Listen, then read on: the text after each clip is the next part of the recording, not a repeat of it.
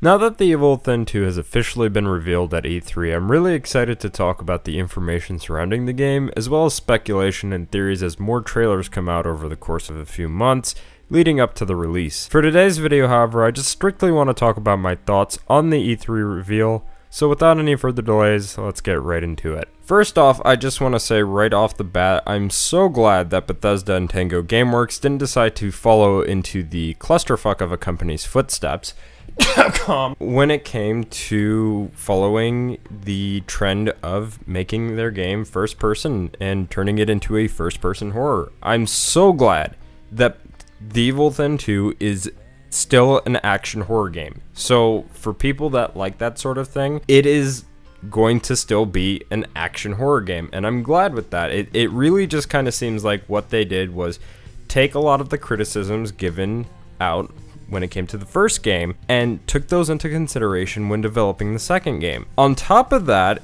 it seems like they're potentially bringing back cut concepts to bring in more variety. Long story short, Tango Gameworks got me like this at E3. Secondly, the enemy designs and the gore being ramped up was something that I was really happy to see. When it came to the enemy designs, I really liked the original game's idea of having a theme for the standard enemies. The standard enemies were just kind of wrapped in barbed wire, and it seems like in the sequel they're going to be covered in paint instead. They also have gotten a change in eye color glow. In the first game they had like white glowing eyes, and these are the haunted. That's what the standard enemies are called. And in the sequel they seem to have red glowing eyes. So I wonder if this change, this small sort of change, is going to tie into the story in some subtle way, potentially. There's also just a small glimpse of an enemy we've only really seen in concept art, so I'm really curious to see what other cut concepts are coming back. The gore, on the other hand, well, it's great that they ramped it up, and I think part of the reason why they did that is because the developers no longer have to focus on previous gen. This means that more focus can be put onto the PS4, Xbox One, and PC versions, which is great. Though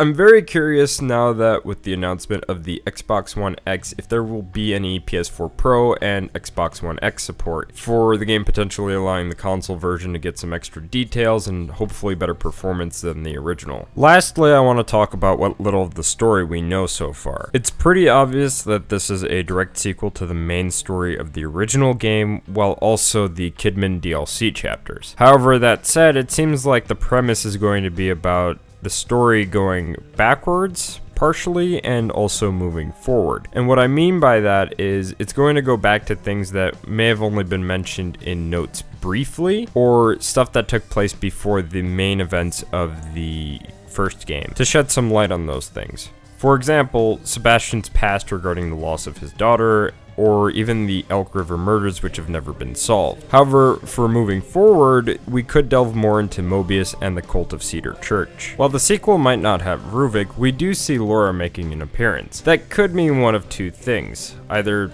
Sebastian is traumatized by the events of the first game, so his memories and fears could manifest themselves in STEM despite being linked to a completely different host. Or, and I think this is a little bit more likely since the Victoriano family was very involved with the church, perhaps members of the church had fond memories of Laura, so we could see her become a merchant of sorts, like she was originally intended to be in the first game, while also seeing her reborn form. Anyway, there's so much that I could go on and on about this, so I'll leave off on this. With what we know, it seems like there's going to be a more personal story with Sebastian, but we'll also be getting answers to questions that were left unanswered in the first game. I can't stress how much I'm excited for this game. I haven't pre-ordered it yet, only because I'm waiting for a collector's edition with the potential of goodies like an art book, a statue, steelbook, etc, etc. So I'd like to know what you all think of the reveal. Did you like it? Is it not what you were expecting?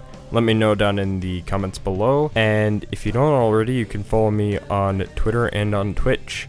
I recently streamed on Twitch for the first time in a year because I've been procrastinating. I might try to stream again this weekend, but I make no promises. But in the meantime, I hope you all enjoyed today's video, and I'll see you all in the next one.